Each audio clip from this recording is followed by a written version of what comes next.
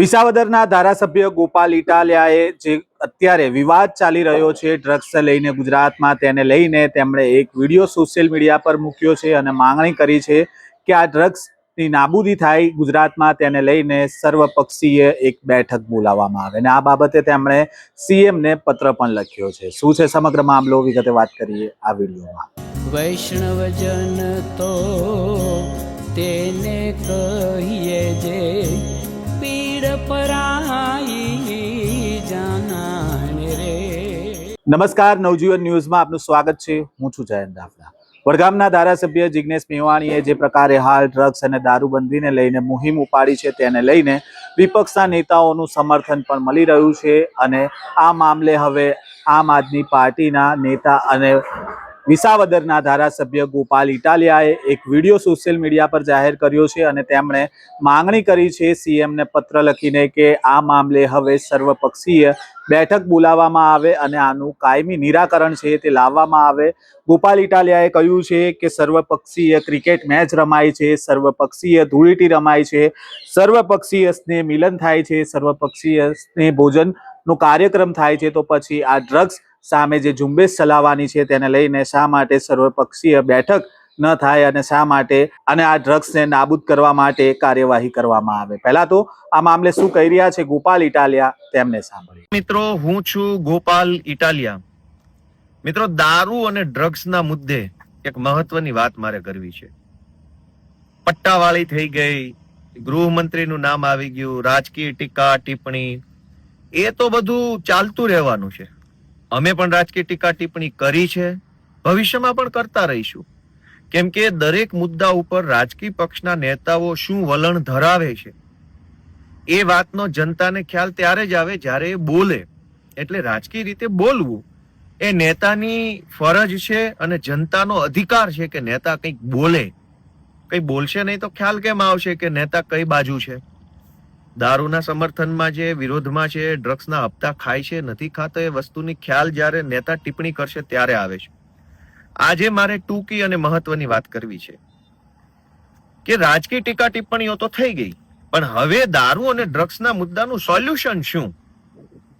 એ solution આવે એના માટે મેં આજે એક પત્ર લખીને ગૃહમંત્રી પાસે એવી માંગણી કરી છે કે ગૃહમંત્રી જો દારૂ અને ડ્રગ્સના મુદ્દા ઉપર ગંભીર હોય, ચિંતિત હોય, તો તાત્કાલિક ગુજરાતની વિધાનસભામાં જે પાર્ટીના ધારાસભ્યો છે એ તમામ પાર્ટીઓની સર્વપક્ષીય મીટિંગ બોલાવવામાં આવે અને એની અંદર ગહન વિસ્તૃત ચર્ચા કરવામાં આવે।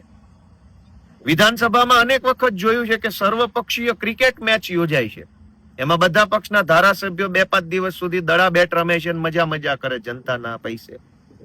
વિધાનસભાની અંદર સર્વપક્ષીય સાંસ્કૃતિક તહેવારો પણ ઉજવાય છે, વિધાનસભાની અંદર સર્વપક્ષી ભોજન સમારંભ પણ થાય છે, વિધાનસભામાં સર્વપક્ષીય ઘણું બધું થાય છે, નવા વર્ષના સ્નેહ મિલન ઘણી વાર યોજાય છે।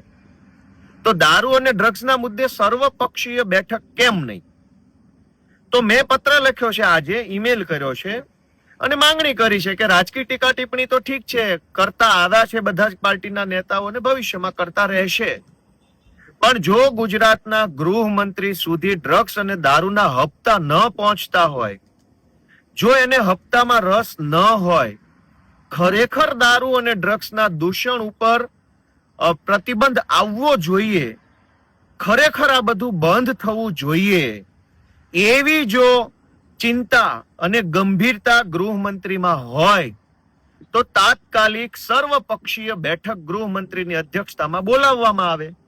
એમાં બધી પાર્ટીનું ડેલિગેશન જશે, સૂચન આપશે, રજૂઆત આપશે, સંવાદ કરશે અને મીટિંગના અંતે જે સર્વસંમતિ થાય દારૂ અને ડ્રગ્સના પ્રતિબંધ બાબતે, એ બાબત ગુજરાતની વિધાનસભાનું ફેબ્રુઆરીનું જે સત્ર આવવાનું છે એની અંદર મૂકવામાં આવે। મિત્રો, એવી બાબતની રજૂઆત અમારે કરવાની થાય છે દારૂ અને ડ્રગ્સના મુદ્દે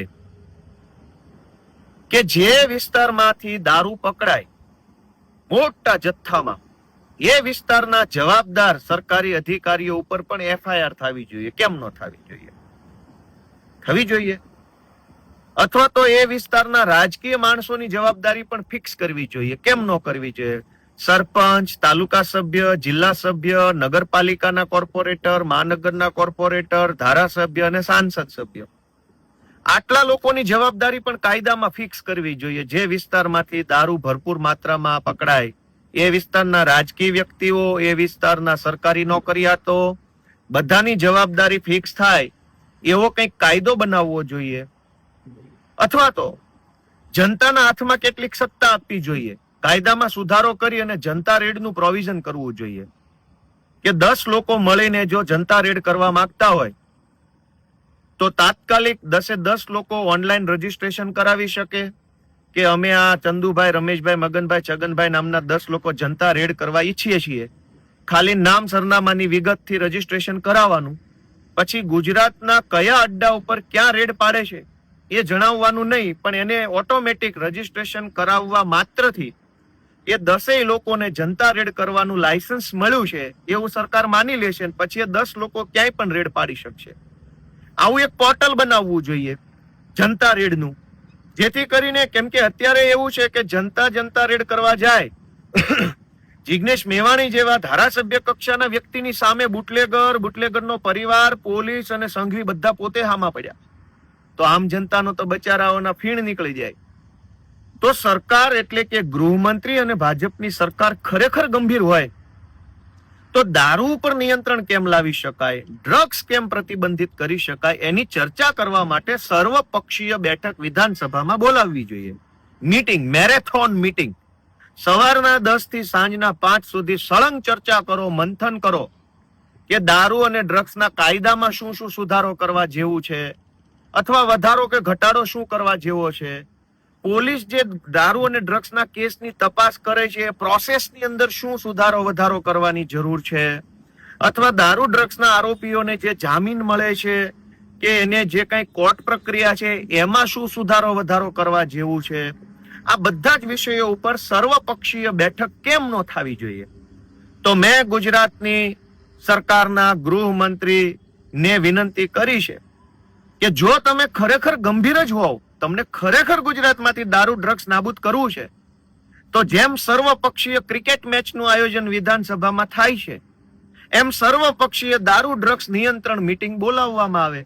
આ મેં રજૂઆત કરી છે. હું ગુજરાતની જનતાને, ભાજપના બધા કાર્યકર્તાને વિનંતી કરું છું કે ભાઈ સાહેબ, બાપા ભાજપના કાર્યકર્તા તો હશો, પણ ગુજરાતની જનતા દારૂ ને ડ્રગ્સના દૂષણમાં તમારી નજર સામે હોમાઈ રહી છે એ તો તમને દેખાતું તો હશે જ ને. તમે તમારી સરકારને વિનંતી કરો, તમારી સરકારનું, તમારા નેતાનું ધ્યાન દોરો કે બોલાવે સર્વપક્ષીય મીટિંગ અને એમાં બધા ભેગા મળીને ચર્ચા કરશું. જેમ બધા ભેગા મળીને દડો બેટ રમે છે વિધાનસભામાં, આજથી 1.5 વર્ષ પહેલા સર્વપક્ષીય હોળીનું આયોજન થયું હતું, રંગોત્સવ એટલે કે ધૂળેટી મહોત્સવ, ને એમાં બધા જ મંત્રીઓ એકાબીજાને ગુલાલ લગાવતા હતા રાજી ખુશીથી. માસિયાઈ ભાઈઓ એટલા આદર ભાવથી બધા પક્ષના નેતાઓ મળીને મજા કરતા હતા. તો વિધાનસભામાં સર્વપક્ષી ધૂળેટી યોજાય છે, સર્વપક્ષી ક્રિકેટ થાય છે, સર્વપક્ષી ભોજન સમારંભ, સર્વપક્ષી સ્નેહ મિલન. તો દારૂ અને ડ્રગ્સના મુદ્દે સર્વપક્ષી મીટિંગ, મેરેથોન મીટિંગ, ખાલી ચા કોફી નાસ્તો બિસ્કિટ ખાઈને જતારો ફોટા પડાવીને એવી નહીં. Marathon meeting with live camera, કઈ પાર્ટીના નેતા શું બોલ્યો અને કઈ પાર્ટીના નેતાએ કઈ રજૂઆત કરી આખા ગુજરાતને જાણવા મળે એવી મીટિંગનું આયોજન હર્ષ સંઘવીની નેતૃત્વમાં, ગૃહમંત્રીના નેતૃત્વમાં કરવામાં આવે એવી મારી માંગણી છે. ગુજરાતમાં ટીકા ટિપ્પણીઓ ઘણી થઈ ગઈ છે. અનેક ગરીબ માણસો, લાચાર માણસો મોતના ખપ્પરમાં હોમાઈ ચૂક્યા છે. હજુ જો વધારે જિંદગી બરબાદ ન થવા દેવી હોય તો હું આશા રાખું છું કે તાત્કાલિક હદે ગુજરાતની સરકાર સર્વપક્ષી બેઠક બોલાવે અને દારૂ ડ્રગ્સના મુદ્દે કંઈક સકારાત્મક નિર્ણય લે અને કાયદામાં, કાયદાની પ્રક્રિયામાં, કોર્ટ પ્રોસેસમાં, મેડિકલ એક્ઝામિનેશનમાં, બધી ફોરેન્સિક રિપોર્ટમાં, બધામાં જે સુધારો વધારો કરવાનો હોય એનો નિર્ણય એ મીટિંગમાં લેવાઈ જાય અને જે નિર્ણય મીટિંગમાં લીધો હોય એનું બિલ બનીને, ખરડો બનીને, ઠરાવ બનીને વિધાનસભાના ફેબ્રુઆરી સેશનની અંદર સરકાર લઈ આવે એવી અમારી રજૂઆત છે. જય જય ગરવી ગુજરાત. વૈષ્ણવજન તો તેને કહીએ જે પીડ પરાઈ.